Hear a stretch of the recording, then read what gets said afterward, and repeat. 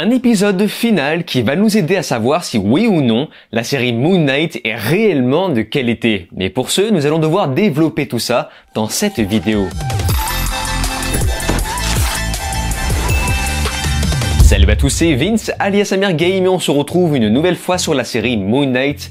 Comme d'habitude, j'invite les nouveaux arrivants à se rediriger sur ma playlist consacrée à cette dernière. Et tous ceux qui m'ont suivi depuis le début, eh bien écoutez, comme c'est le dernier épisode, je vous invite à me rejoindre sur les réseaux sociaux, Twitter, Facebook, TikTok, Instagram, etc. Tous les liens sont dans la description et pour ceux qui ne l'ont pas encore fait, abonnez-vous à ma chaîne YouTube, cliquez sur la cloche, c'est très important. Comme ça, pour cette dernière vidéo sur la saison 1, je pense avoir fait le tour. Aujourd'hui, nous allons parler du dernier épisode, le 6e, intitulé Des dieux et des monstres d'à peu près 40 minutes si on accepte le générique de fin. Tandis que Arrow libère Amit pour devenir son nouvel avatar, Layla à son tour libère Khonshu afin de faire revivre Mark et Steven. Et par la suite, elle va devenir l'avatar de Taweret.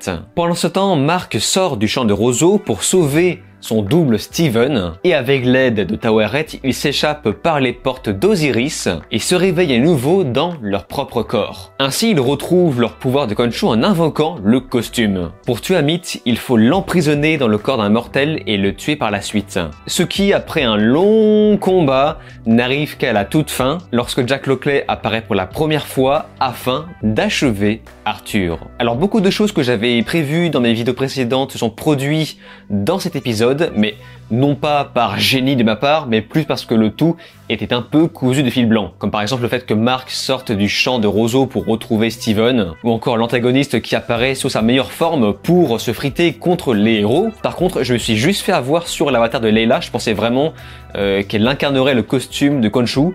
Bon, là pour le coup c'était un petit peu imprévisible. À aucun moment je me suis laissé croire que Taweret prendrait la possession de son corps. Mais bon, après on peut s'attendre à quelques surprises dans la saison 2. Peut-être que Layla se retrouvera sous la possession de Khonshu, on ne sait pas. Le début de l'épisode nous montre bien que la puissance d'Arthur repose sur la possession de sa canne, mais ce qui m'emmène à une petite déception dans ce final, c'est que je pensais vraiment qu'Arthur aurait le droit à son costume lorsqu'il deviendra l'avatar d'Amit. Autrement, la partie dans le désert, donc la droite, est à 100% schématique, je pense que vous l'avez compris, avec les portes qui apparaissent derrière eux purement par magie, et qui utilisent un petit peu la technique du pouvoir de l'amitié, hein. Et c'est pareil pour toute la phase dans l'asile qui reste aussi schématique.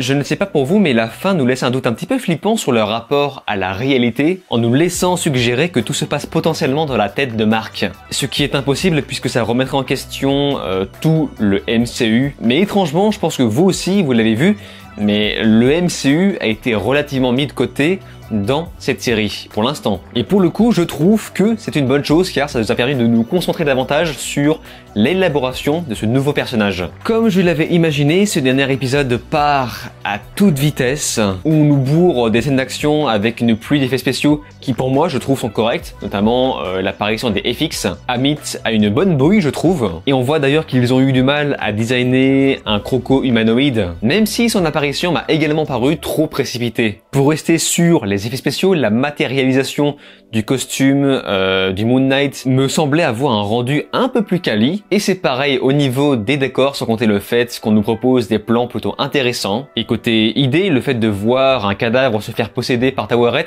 m'a automatiquement fait penser à la scène de Doctor Strange 2 avec le zombie Strange. Voilà, en tout cas, comme je l'imaginais, la série démarre vraiment dans ce dernier épisode et c'est un peu dommage. Je pense qu'il manquait un épisode entier pour rendre la chose un peu moins directe, pour finalement mieux profiter des scènes d'action. Parce qu'il faut le dire, le combat final n'est pas trop dégueulasse. Il y a une belle créativité dans le switch entre Mark et Steven lors des combats. De plus, Layla en avatar de Taweret était quand même très stylée. Autre chose aussi, Gaspard Ulliel n'a servi à rien dans cette série, et je me demande si le côté précipité de ce final n'a pas un rapport avec la mort de cet acteur. Et j'imagine qu'ils ont retiré beaucoup de choses dans cette première saison afin de nous proposer un autre acteur pour incarner ce personnage dans la suite. Puisque je rappelle que Gaspard Ulliel devait jouer un antagoniste assez important, me semble-t-il. Et comme certains commentaires l'avaient prévu dans ma vidéo précédente, eh bien Jack Lockley apparaît à la toute fin en guise de cliffhanger de la saison. Et d'ailleurs, ça ne choque personne dans l'asile qu'une limousine entière embarque un putain de patient pour le buter en plein vent. Mais bref, j'imagine qu'on est dans la caricature. Ce qui me laisse suggérer pas mal de choses pour la saison 2. Déjà, Khonshu a l'air d'être à son tour un genre d'antagoniste, et c'est pourquoi j'imagine que Mark et Steven vont passer la saison 2 entière à se battre contre leur troisième personnalité, et j'ai encore espoir pour une potentielle apparition de Layla dans le costume de l'avatar de Khonshu.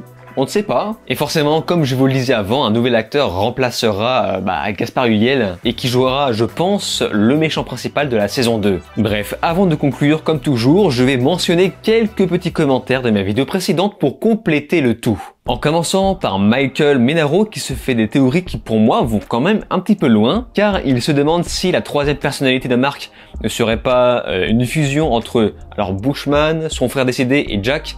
Alors moi, de ce que j'ai compris, c'est juste Jack Lockley et c'est tout. Mais surtout, comme je vous l'avais dit dans une vidéo précédente, je pensais que le corps de Mark abritait des esprits différents, sauf que non. L'épisode 5 nous a bien fait comprendre que Mark souffre en fait d'un trouble de personnalité. Et le tout sans avoir forcément percé les frontières du fantastique. Et Ronald 12, lui, ne comprend pas en quoi le fait que Mark crée Steven l'empêcherait de voir sa mère le battre. Puisqu'on voit bien dans le flashback Mark se changer en Steven pour se faire battre par sa mère. Donc il y a un gros problème de cohérence, mais ce à quoi je vous réponds que en fait c'est beaucoup plus simple que ça. Tout ce qu'on a vu dans l'épisode précédent était en fait un schéma. Le trouble de personnalité étant un concept un peu flou à décrire, Marvel a fait le choix de le présenter ainsi. Dis-moi tout fait partie de ceux qui ont compris que la troisième personnalité ne serait présentée qu'à la fin de la saison, car apparemment la série avait abordé trop de choses différentes. Et bien vu, car c'est vraiment là posé en guise de cliffhanger.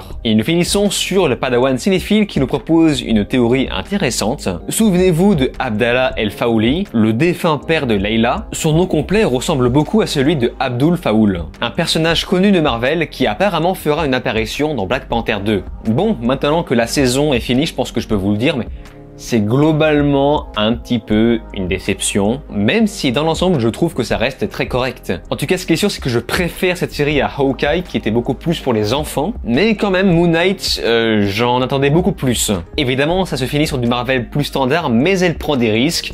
Enfin, mine de rien, aborder le thème du trouble de personnalité, des enfants battus, c'était quand même pas risqué, mais osé de la part de Marvel. Je rappelle que les producteurs avaient interdit d'aborder le thème des enfants battus dans le remake des 4 Fantastiques. Ouais, celui-là aussi, je vous en parlerai, hein. Mais en tout cas, s'il y a une saison 2 de Moon Knight, je suis preneur. Voilà, encore une fois, vu que c'est la dernière vidéo sur la première saison, j'invite tous ceux qui m'ont suivi à me rejoindre sur les réseaux sociaux, donc Twitter, Facebook, TikTok, Instagram, etc. Tous les liens sont dans la description, ainsi qu'en commentaire épinglé. Et encore une fois, abonnez-vous à ma chaîne YouTube, et surtout cliquez sur la cloche, comme ça vous êtes sûr de ne rien rater de tout ce qui parle de Marvel. N'hésitez pas à me faire part de vos analyses dans les commentaires, je lis quasiment tout le monde. Sur ce, on se laisse ici, je vous dis alors ciao et à la prochaine.